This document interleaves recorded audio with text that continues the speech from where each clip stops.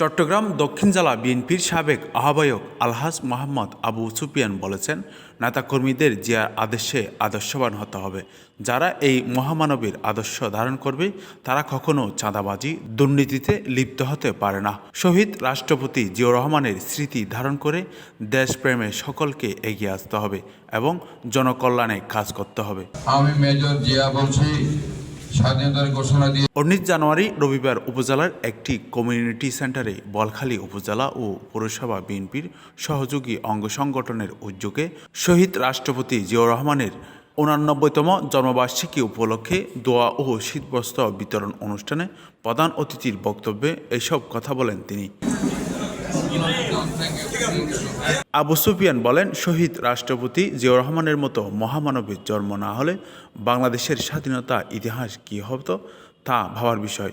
শহীদ জিয়াউর রহমানের সঠিক ইতিহাস জানতে হবে, এই ইতিহাস নতুন প্রজন্মের কাছে পৌঁছে দিতে হবে, সেটাই আমাদের দায়িত্ব।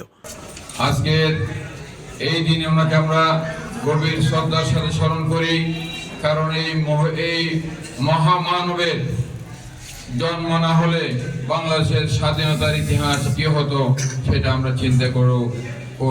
এতে উপজেলা বিএনপির আহ্বায়ক হাজী ইসহাক চৌধুরীর সভাপতিত্বে প্রধান বক্তা ছিলেন উপজেলা বিএনপির সদস্য সচিব হামিদুল হক মান্নান।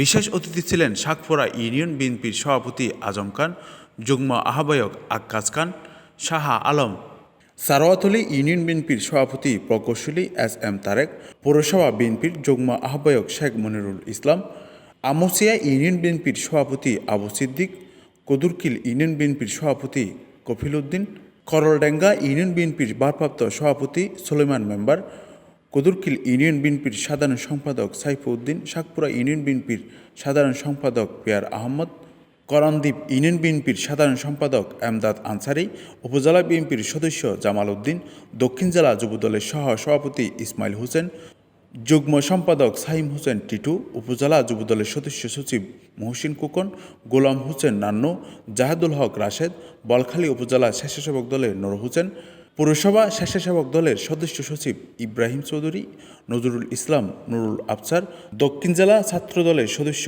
জাহিদ শাহরিয়া, শাহাদত হোসেন জিকু, উপজেলা ছাত্র দল নেতা মোহাম্মদ রায়হান, জাহাঙ্গীর আলম পারভেজ সহ আরো অনেকে। শহীদ প্রেসিডেন্ট জিয়াউর রহমানের আজকে জন্মবার্ষিকী।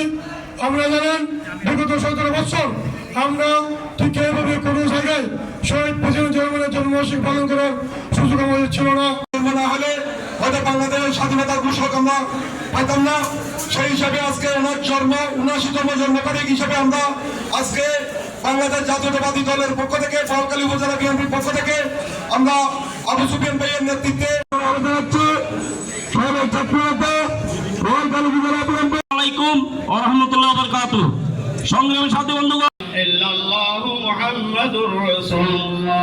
ডেস্ক নিউজ, দৈনিক আজাদী।